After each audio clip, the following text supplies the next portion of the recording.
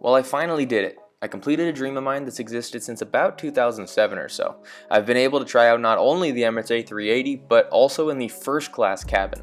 Childhood me probably wouldn't believe that I got the chance to do that, but after saving up some Capital One credit card points for almost 3 whole years, I was able to transfer them to my Emirates account and purchase this 16-hour flight to San Francisco for 155,000 Skywards points.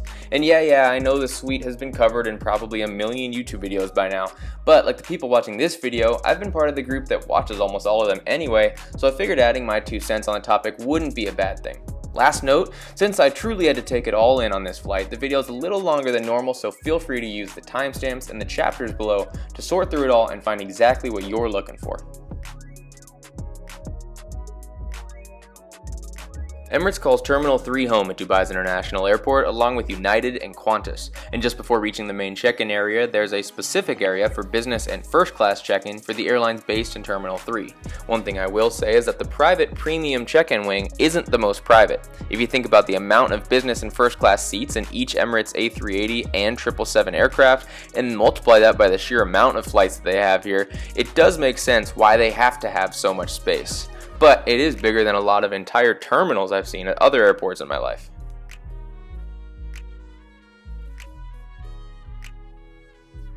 In all parts of the airport, there is a specific dedicated check-in area for flights going to the USA and Tel Aviv due to requiring an extra level of security and screening to those destinations. After checking in and getting my boarding pass, however, I am able to walk to the back of the terminal where there's a dedicated security for the passengers checking into the business and first class wing. After security and immigration, what I didn't realize initially is that there are different pathways to different gates. By default, I walked up to the B gates, but there are also trains to the A and C gates. The B gates are the ones attached directly to security and house a large number of flights. I couldn't quite figure out if there was a pattern of which gates served which destinations, but I saw mostly Middle East and European destinations in the B gates along with Fly Dubai flights. But if you're aware of the pattern and how Dubai organizes their flights, go ahead and let me know in the comments. This large terminal has a ton of shops and a grand feeling to it due to the vaulted ceilings and wide-lined hallways. In the levels above the main hallway is where we're going to find the Emirates first and business class lounges, as well as a transit hotel.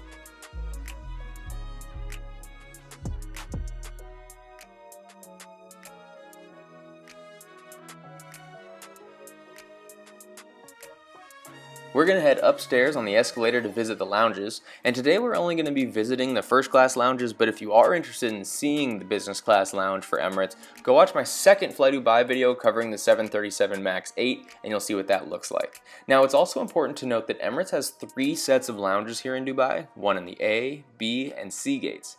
According to the desk employee, the B gates are the main and busiest lounges, but the A gates have the biggest and most extravagant ones. You will see here though that even in the first class lounge for the B gates, space never really is an issue. Suspended above the main part of the terminal, it has endless amounts of space with whatever you'd like to do to kill time.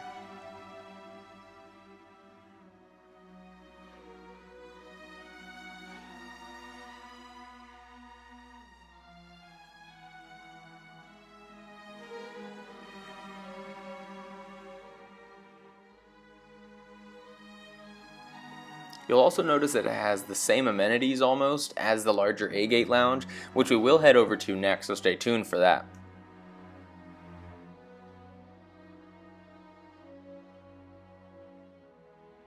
You'll also notice plenty of spaces that offer a place to smoke, sleep, rest, or charge yourself and your devices, as long as it isn't right here on this bridge over the main terminal walkway. Inside the lounge, they have different kiosks for different foods, like Japanese, for example, which does have mostly sushi and different seafood options. They have international, which includes items from different parts of the world. They have a cafe, where you can sit down to grab a coffee or little pastries to go with it. A sit-down restaurant, which is good for those people who maybe want a more classic dining experience.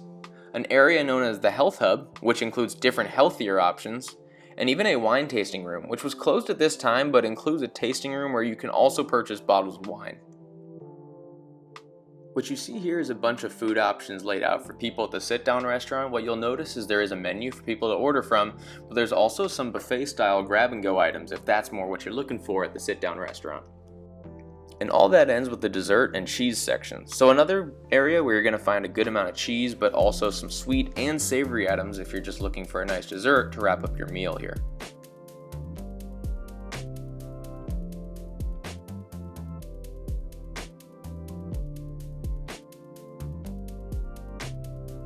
Something unique about the first class lounges here in Dubai is the ability to board directly from the lounge.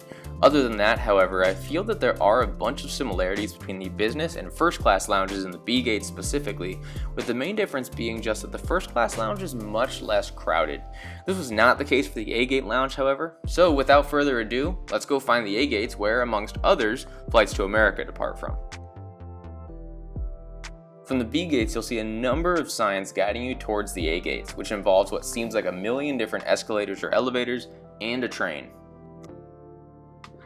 While the terminal's main walkway itself in Terminal A may not feel as large as Terminal B, part of that reason is because rather than the lounges straddling the floor and giving it a big vaulted ceiling, the lounges are the entire floor. So if you're in the main walkway, it does feel a little bit cramped or claustrophobic, but once you're up in the lounges, it does make them feel a lot bigger, and you will see that shortly. Upstairs, we reach the grandest of the first class lounges, starting off with the grand entrance with counters of staff members welcoming you into this grand space. Once past the counters, you'll see that there is signs for gates in each direction. The lounge has two sides with generally the same content on each side, so with gate labels, you're able to figure out where you should hang out in order to be closer to your boarding gate. There is a map as well to help you navigate this lounge since it's bigger than some whole airport terminals. Looking at it, you'll notice what I mentioned earlier regarding either side of the lounge having almost the same content. The first thing I noticed walking through this lounge at about 3 a.m. is that it was extremely empty. Not a problem, as I could wander without weirding people out, as I found that nothing makes people more uncomfortable than cameras in airports. The first area that I came across was the business center, one of two in this specific lounge to be specific. In here, there's a number of computers to get work done, as well as a number of areas to conduct meetings, either one-on-one or in a bigger group if that's what you need. In addition, this room, as are most of the rest, also comes with an espresso machine for you to drink some coffee while you work. Just like the other lounge, there are pathways across the main hallway in some parts, but unlike the other lounge, the signage for the gates are located right inside the lounge as opposed to just outside, making it easy to assure you are at the right gate come boarding time. And at the far end of the lounge is a wonderfully decorated seating area and buffet. It's not the formal sit-down dining, which we will take a look at, but it does allow for a good place to relax and eat some food with plenty of tables and outlets. The buffet has a great selection of quick grab items. This includes first a cooler area of cheese, fruits, and nuts. This is followed by a wonderful focaccia bread, including the side of olive oil and vinegar. Next was a selection of cold entree plates. This brought next the machine for hot water for tea, coffees, and hot chocolates, followed by, of course, the wonderful Arabic coffee and dates. Lastly was a selection of desserts, including a number of pastries and baked goods. I decided to set up camp for a while and get a bite to eat while it was still pretty empty, and so tables were pretty easy to come by. I was able to charge my devices before going to the buffet to grab some food. I ended up getting a good assortment of items from the buffet, starting with a caprese platter, on which I added some balsamic from the focaccia station, along with some mushrooms, some salmon poke with a caperberry on top, some focaccia bread, and cheese and grapes. All that along with some Arabic coffee and some coffee sweets to go along with it. Directional signs located around the lounge also helped me find the formal dining area, which included a number of sit-down tables.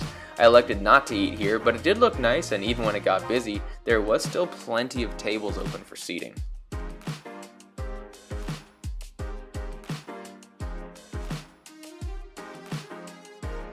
Just past that was the counter for requesting a shower, which I did take advantage of before hopping on my flight. A little further and we find the quiet room for those looking to sleep or relax outside of the main portion of the lounge. There are different types of loungers in here. All are quiet but have different levels of lighting and privacy. Rest assured, if you do want to sleep, you will be able to find the right spot for you.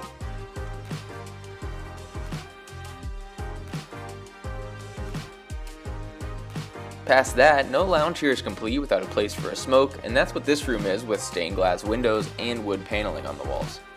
Continuing our loop though, we find ourselves almost back at the entrance to the lounge, but first we pass once more through the duty-free store located within the lounge. Past the main entrance however, and now onto the other side, first you'll see another identical duty-free shop. After that is another wine tasting and purchasing room just like the one we saw in the B gates. Followed by one of the buffet dining options, which includes a lot of what we found in the other large buffet area, only that this one is far smaller. There is a couple different smaller buffets separate from the large buffets at each end of the lounge. Unlike the other side, this side does also have a kids' playroom for little ones to expel their energy before getting on a long flight. Just past that, we reach the other end of the lounge where we find another grand buffet area just like the other side with the same food options. On this side we also see another check-in desk to register for a shower suite. Just past that is another set of quiet rooms, and something that I did find fun was back near the entrance there's a wall of newspapers and magazines from around the world, so you could take your pick and learn about all kinds of regional news from different places around the world. Around the lounge are boards which show all the flights and gates. They don't tell you the gate until about 4 hours before departure, but I was just given mine so at least I knew which side of the lounge to kill time on. Next, I wanted to indulge in the free spa treatment that was given to first class passengers. I went to the map in order to find it, where it said it was right behind me. However, currently, behind me was just the duty-free shop.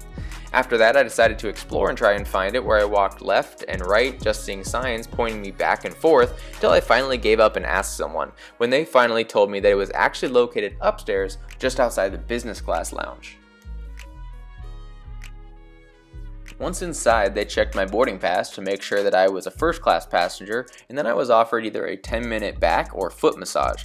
I chose the back massage and was given one of the more painful deep tissue massages of my life, but at least it was free. I also could have purchased more services if I wanted to. After my spa, the sun was fully up and I was able to see the view of the A380 filled ramp right outside the windows.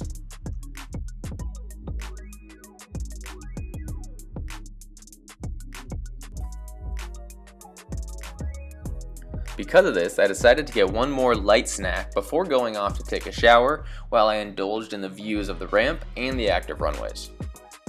Walking down this super cool hallway, I was finally able to reach the shower suite that I had reserved. The shower suites are actually a pretty great size and come with all of the amenities that one could need to shower, along with charging ports if you do have an electric razor or if you need to use the hair dryer.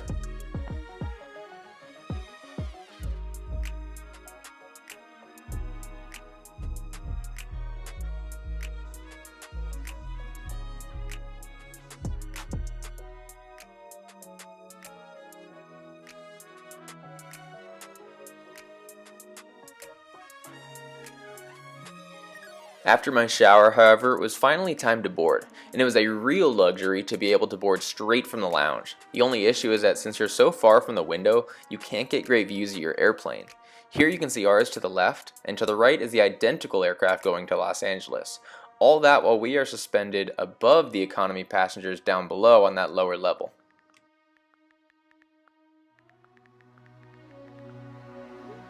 After scanning my boarding pass at the dedicated first class boarding gate, it was finally time to board.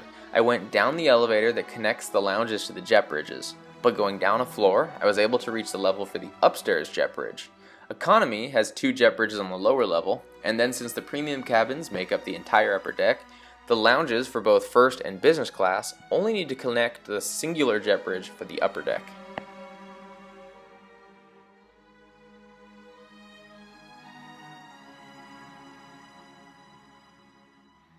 Right about now, as I was walking through the jet bridge and got the view of my airplane, was when it finally sank in that I was climbing on board the Emirates A380, the airplane that I had always dreamed of, but only ever seen in pictures. Finally, I was on board and escorted to my seat.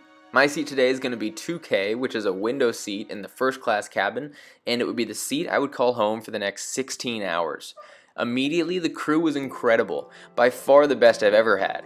The purser came up to introduce himself personally, but also a couple of the other flight attendants were very happy to strike up a conversation with me, especially when I told them it was my first time flying Emirates and especially Emirates First Class. Sonia is unfortunately the only name I remember, but that's also because she was incredible throughout the flight, always assisting me with things and having excellent conversations, also taking a picture for me that I was able to post on Instagram.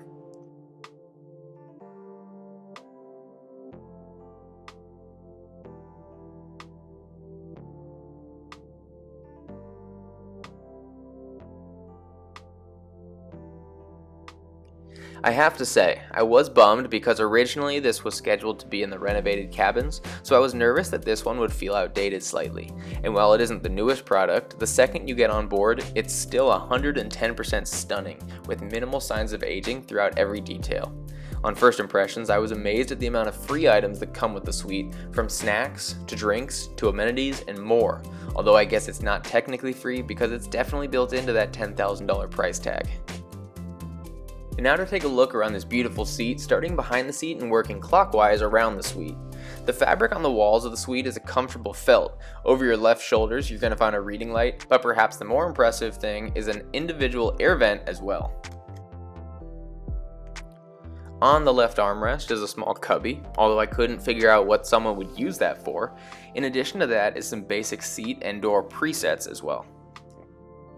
On the other side of the door is your literature pocket, where you'll see that there's a spot for the safety card, the in-flight magazine, the air sickness bag, and especially the complimentary headphones, which were wonderful, so that you can use those on the flight later.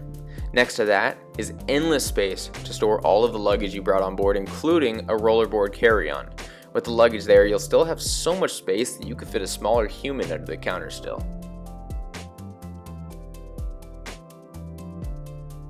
It is important to know that there's no overhead bin, so all luggage must be stored down here. Luckily, however, there is a buckle to keep luggage from moving around once you're in flight.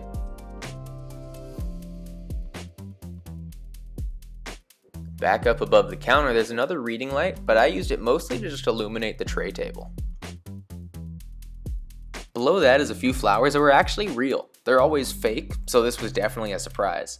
On the counter was a goodie basket with some fun items that make it so you can not go hungry on your flight, which is nice on these ultra long haul flights, although they gave me so much food that I never even touched these, but they were great snacks at work the next week. Also is the famous drawer, with the Emirates notebook and pen. Personally, I'm just curious how many people use these while they're on board. The other set of freebies on the counter, which is in addition to the amenity kit which we were given, is another set of amenities that can be used mostly to get ready for bed. Above that is truly the largest IFE screen I have seen in my entire life. I mean, look at this screen. It may not be the perfect measurement, but I can fit 8.5 hand widths across this screen, which is literally bigger than my bedroom TV at home. Also along the countertop is your universal charging port. If you're using a computer on the tray table, it's actually in a really good spot so you don't have cables going all over you. Next to that is one of the many storage spaces around the suite. I didn't use it because I wasn't quite sure of what would be best for that spot that I wouldn't accidentally leave behind.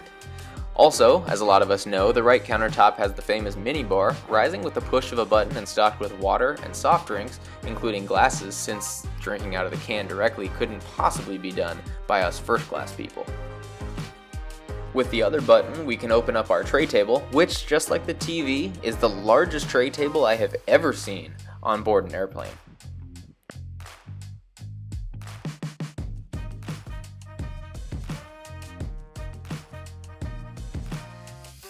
There's also a large cubby behind the minibar that can be opened and has a crazy amount of volume. Although I didn't end up using it, I also didn't really see it until much later in the flight. On the right armrest, we have the plug for the noise-canceling headphones given to us with the suite. Also, the iPad-sized TV remote that we will look at more later along with the IFE. And even though the TV's a touchscreen and we have that large remote, we also have a normal size remote in the armrest for those who may not want to juggle a larger iPad. Behind that is another storage cubby, which I did use throughout the flight because it's in a nice and convenient location. And lastly, behind the countertop in the rear corner, we see the bedding waiting for us, which, surprise surprise, was also the best bedding I've ever had on an airplane. Now that I was done fully geeking out over the seat, I was brought some Arabic coffee and dates by Sonia, which, as always, was absolutely incredible. While waiting for everyone else to board, I also wanted to go explore the famously large lavatories on the A380's first class cabins. Of course, Emirates is extra special, being the only one with an onboard shower, which we will definitely see more of later. In addition to the shower, there's a large sink basin with a giant mirror, with great soaps and Bulgari colognes, also coming with washcloths instead of normal paper towels. I do also really like the large panoramic view of Dubai along the walls of the lavatories as well. The toilet's covered by the same seat material as the rest of the bench, but under that is the actual toilet seat cover. Next to the toilet is a display with the amenities meant mostly for shower time. Across from the toilet is a large wall of mirror, and also a whole lot of extra amenities for use in the restroom, mostly to help you freshen up before or after bed.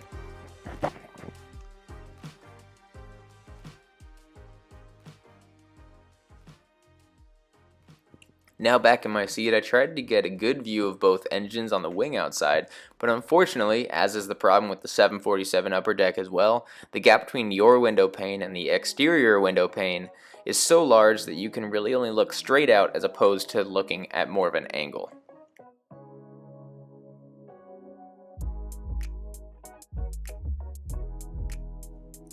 About 10 minutes late, we pushed back from our gate and taxied to the runway, which was made even better by the A380 aircraft cameras, which can be viewed on the TV, the iPad, or the smaller remote.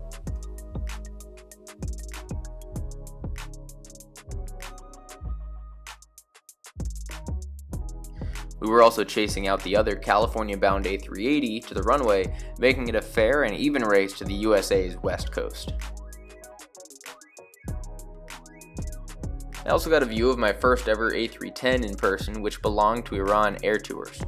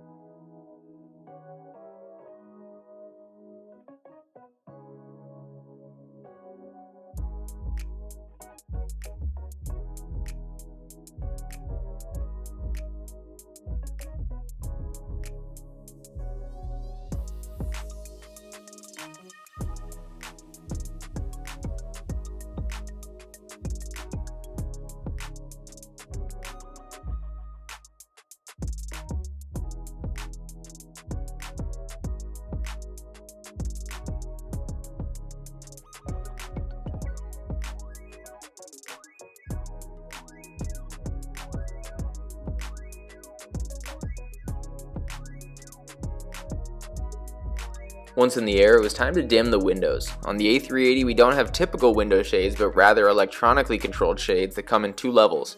We have the first one that comes in to filter out the direct sunlight, and then comes the actual blackout curtain. With that said, I wanted to try out what has been regarded as the world's best in-flight entertainment system, which starts with the best headphones I have used on an airplane in terms of sound quality, noise cancellation, and comfort level.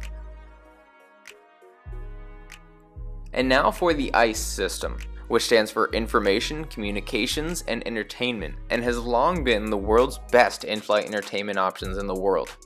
The large screen is a touchscreen, but due to how far it is from me, I opted to use the iPad remote for controlling the screen. The iPad is removable, but is locked for taxi, takeoff, and landing, as you can see with the symbol up at the top right, showing it now being unlocked, so I'm able to finally remove it and use it. In addition to that, we also have the smaller remote that can be used supplemental to the larger remote and the touchscreen TV.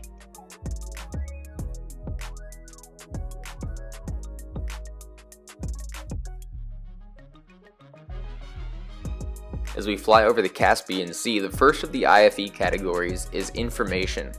In here, you'll find mostly things about your flight, including the map, flight details, and you'll also be able to read about Emirates and the local items and activities as well.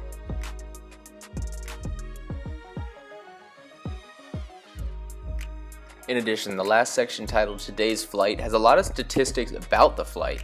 In addition to that, that's also how you're going to access the in-flight cameras and the air show, which is basically your moving map. The map feature is basically like what you'll find on most airlines, with the style that includes all the different views that you can choose from.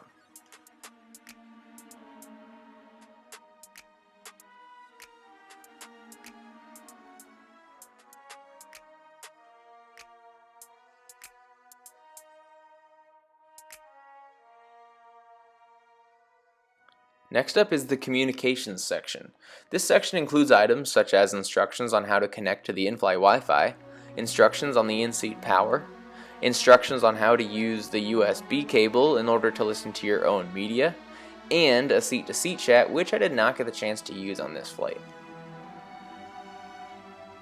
The last section of the IFE is the entertainment, where they really shine. For example, here's a look at the TV shows where you can see that there are 5 different pages of genres and categories. Further, opening up one of those categories, you'll see even more pages of TV shows just going on and on for each category. Each show with a whole bunch of episodes so you can watch your favorite show for hours. Makes me wish I had more than 16 hours in this seat. For the movies, it's more of the same, bringing pages upon pages of genres, followed with pages upon pages of different movies within each genre.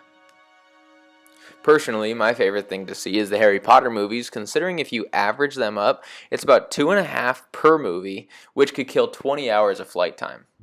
In addition, they do also offer a live TV option, although I personally prefer being able to pick from the options of on-demand shows that were available. If it becomes overwhelming, the good thing is that you are able to search for any of the programs within the entertainment system pretty easily. Alternatively, you're able to save things to your favorites, making it easier to find them later on. I went through the system before departure and favorited all the things I would want to watch, which made it much easier once we got up in flight. After the ICE system, other random features on the device include door and seat controls, making it easy to control everything in one place, as well as a basic remote control with basic functions as well. Now, when it comes to Wi-Fi, Emirates does have pretty good service. It's possible to connect for either the whole flight for $20 or 30 minutes for $10. So really, if you plan to use Wi-Fi, it's probably in your best interest to purchase the whole flight. We were then handed a menu for the on-demand food and wine. The menus had what seemed like endless options of food and drink. It started off with the drinks. Due to flying to so many dry countries, they offer a great selection of mocktails, much like Qatar. They also have some wonderful cocktails, smoothies, and teas, including their excellent signature rose ginger tea. The following pages expanded on the alcoholic offerings as well. Then came the food options, starting with their incredible caviar option, which I was excited to try. This followed by the different offerings by course, starting with breakfast and then lunch and dinner, separated by appetizer and main course. The next page started by discussing the dessert options, including both the sweet and savory options. The right side is more for quick items throughout the flight if people get hungry between meals. The wine menu, on the other hand, has individual pages dedicated for red wine, white wine, and the dessert wines.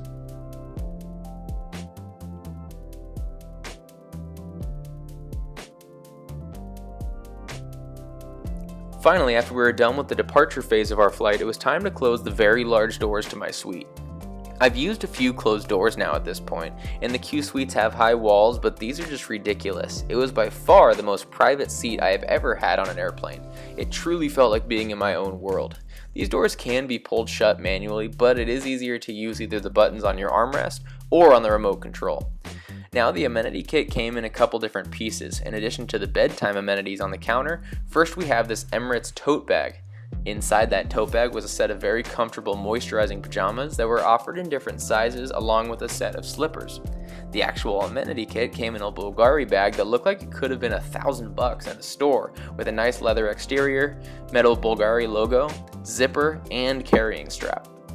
The interior had a nice fabric lining with a few separate pockets with elastic, which can be used to hold some of the items that were kept inside of it.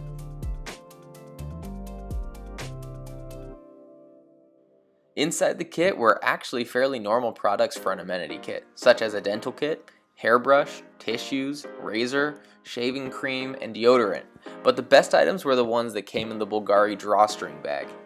Inside that Bulgari drawstring bag were a cleansing wipe, lip balm, lotions, and the piece de resistance was a large Bulgari cologne.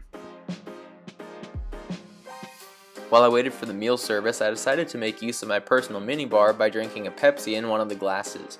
This is when I thought I was seeing someone else from the suite in front of me. That was when I realized that it was just a mirror and my suite was still private and there wasn't actually another person recording every little thing through the gap. After solving that mystery, it was mealtime, starting with a great cup of coffee and a bowl of nuts.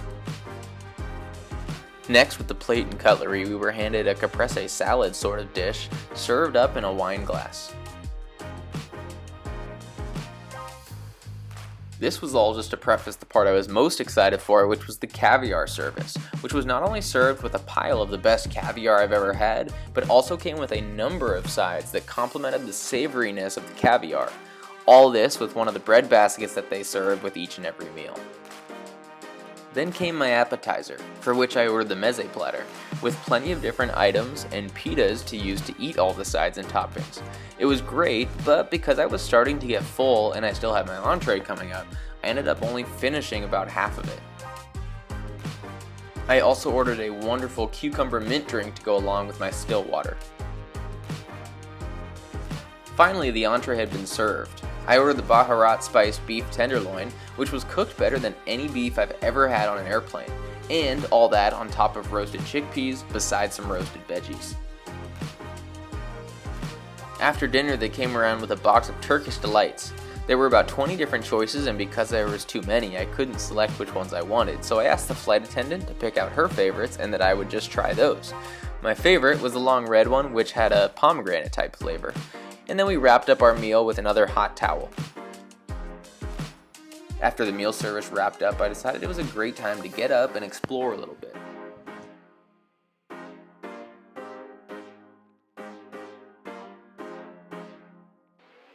The first thing that I noticed was that each suite had a coat closet accessible from the outside, as well as being another way to reach items that were on the floor of the suite on the inside.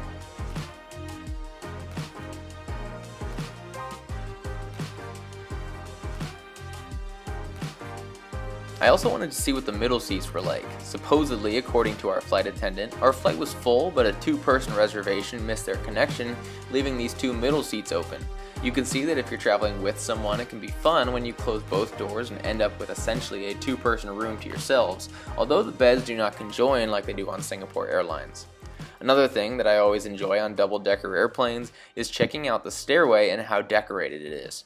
And personally, my favorite is still Qatar's A380 stairwell.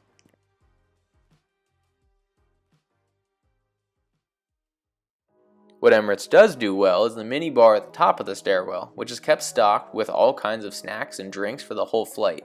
This is separate from the formal bar at the back of the business class cabin, which we will check out before this flight is over.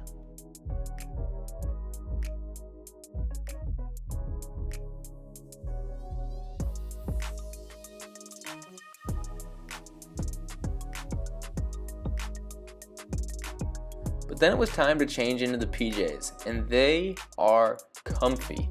The shirt, pants, and slippers were all extremely comfortable, and it made lounging out in your seat an even better experience. Back in my seat, I realized that the little lights embedded in the carpet give it a great ambiance at night. I also had endless room for my feet, considering that I couldn't reach the end of the suite, and there was so much space under the counter you could still fit a whole person under there. See?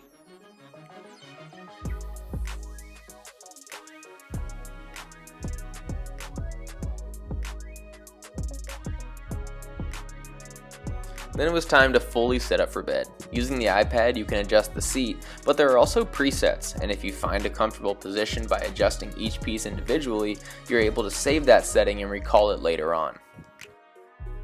The wonderful flight attendants were very quick to notice that I was prepping for bed and offered a turn-down service to make the bed for me.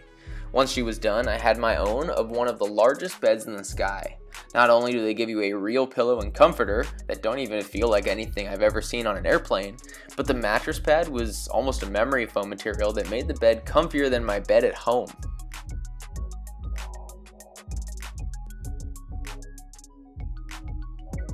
To make it even better, since there's so much space below the counter, there was plenty of room for my feet, and I never felt cramped sleeping on my back or my side. I also observed that, like the Emirates A380 First Class, the ceiling was covered with these little lights designed to look like a starry night sky above you. That, combined with the lights in the carpet, made it seem as if you were floating in the night sky, which made it very easy to fall asleep. So, with that, good night for just a minute. I'll see you guys soon.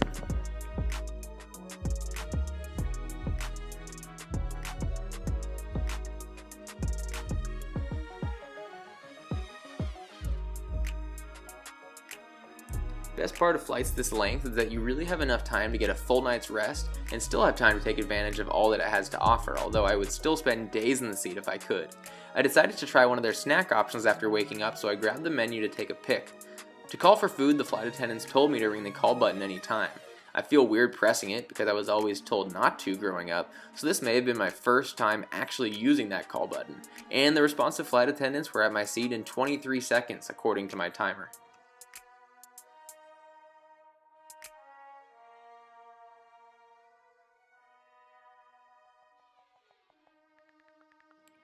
I decided to order a poke bowl as my snack, and as it turns out, this flight actually ended up running out of poke bowls, according to one of the flight attendants. Those Californians love their poke bowls, what can I say?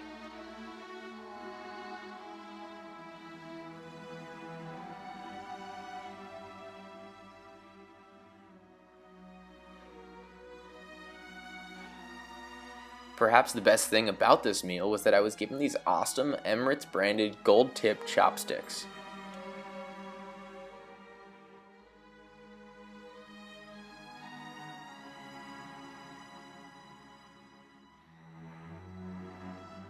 Another small cabin detail I noticed was that the restroom sign showed which of the 3 restrooms had showers and which one was just a normal restroom.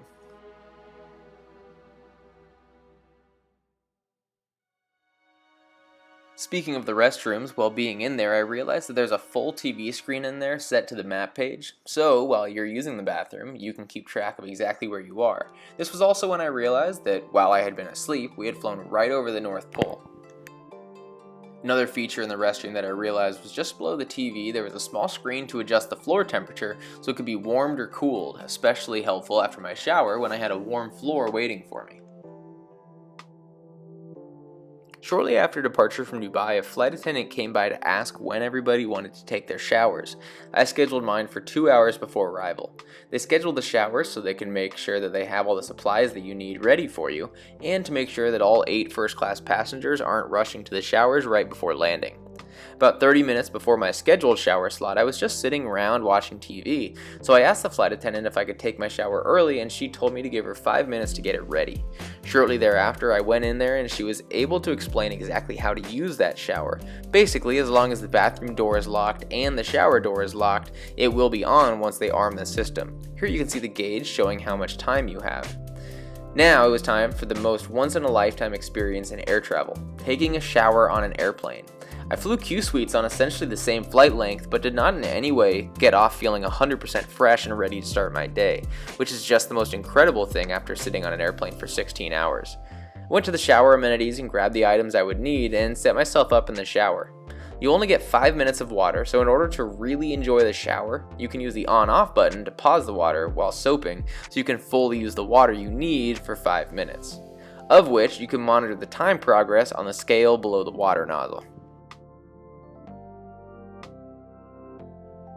And as easy as that, after 8 hours of sleep, a healthy snack, and a shower, it felt as if I was in my own home and ready to start my day. By this point, we were finally over the United States and it was time for breakfast. I started off breakfast with just a couple plates of assorted fruits. While I waited for my main breakfast course, I enjoyed the view out my window of the Cascade Mountains of Washington, Oregon, and Canada. To go along with my breakfast, I decided to try the Emirates signature tea, which I feel like was one of the best teas I have ever had, only behind TWG teas, which are always my favorites. For the breakfast main course, I chose to go with the overly sugary option, like a typical American, of French toast with candied pecans and whipped cream on top.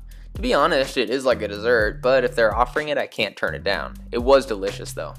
I had one last stop before landing, and that was the in-flight bar. The first class drink counter was cleaned up with just flowers and tea, but my flight attendant friend Sonia was happy to escort me to the back, to the large lounge at the back of business class. Back here, there are plenty of places to sit around the bar, and some counters to stand and enjoy a drink. I decided to wrap up my well-rounded breakfast by ordering a Jack and Coke. They weren't able to make me that, but they could make me a Jameson Pepsi, which wasn't quite the same, but I wasn't really here for a specific drink. Really, I was just here to enjoy the bar.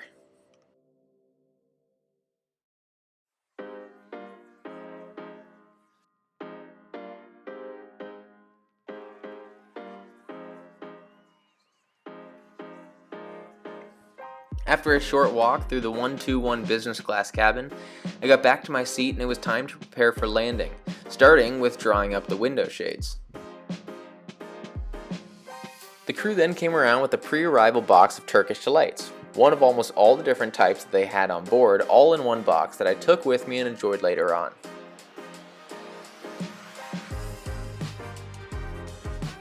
The descent was made beautiful by starting over Reno and Lake Tahoe, continuing across California to the coast, over downtown San Francisco, and wrapping back around to land in a rainy SFO, all made better with the supplemental view from the cameras mounted on the aircraft.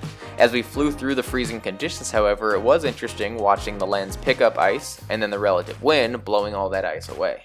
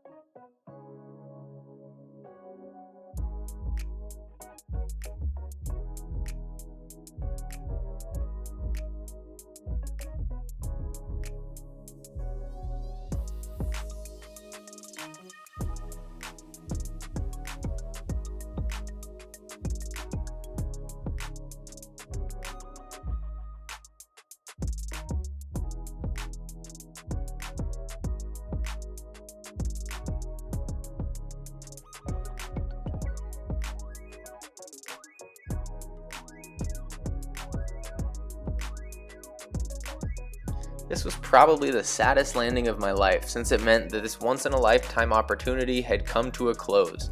It was a dream about 18 years in the making, and so I was just happy that it eventually came to fruition. I can honestly say that Emirates First Class is 100% worth the hype.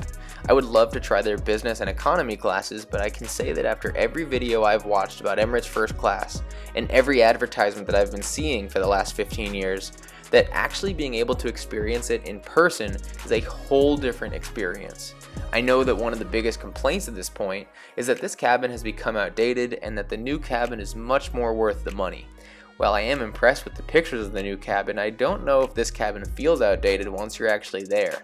As much as I would love to one day experience the new first class Emirates has rolled out, I'm honestly not sure when or if I'll ever be able to experience this type of flight again, considering it runs for over $10,000 and it took me so long to save up enough points just to do it once.